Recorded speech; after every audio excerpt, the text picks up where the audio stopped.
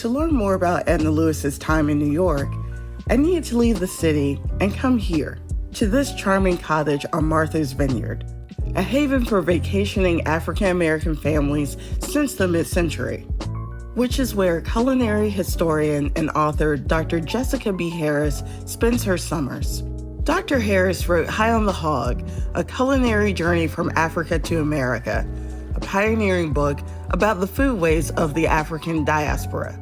Dr. Harris not only met Edna Lewis, she also dined at her restaurants and remembers when her first cookbook was released.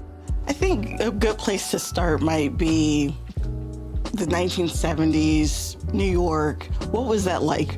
So yes, I was the book review editor of Essence in the 70s. It was almost like a second Harlem Renaissance, and this whole ability to get work out that might not have otherwise been out is kind of important.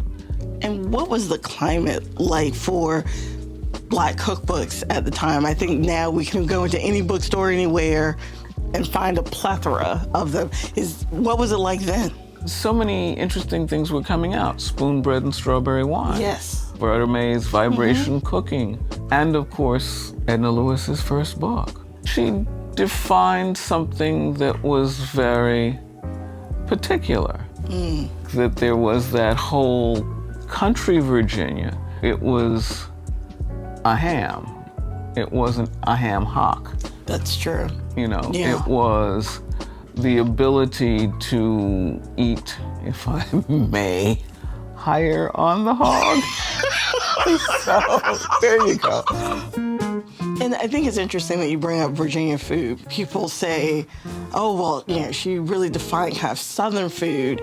And, Virginia food is, as you very well know, is not the same as Arkansas food or Louisiana food. It's its own thing, naturally.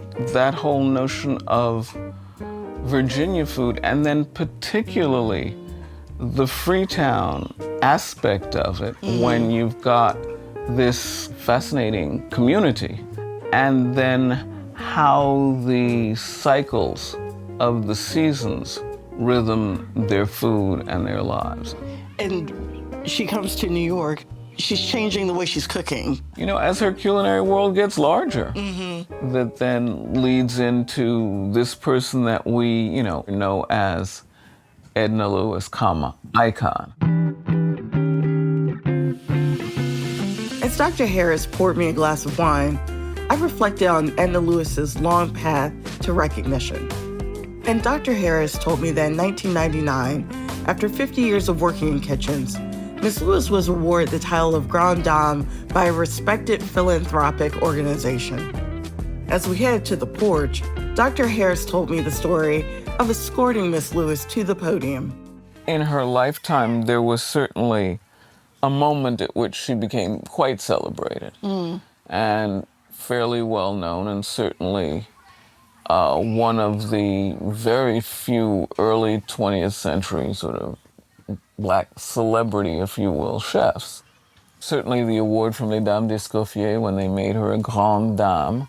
As I was walking Ms. Lewis up to get the award, I remember holding her hand and being conscious of how her hand was like my paternal grandmother's hands. And, if you know the Bill Withers song, Grandma's Hands. Right. So there was a point of connection based on that. Hearing this story made me think about what it meant that she was celebrated, not just in her lifetime, but for generations to come. To be discovered by chefs and writers today.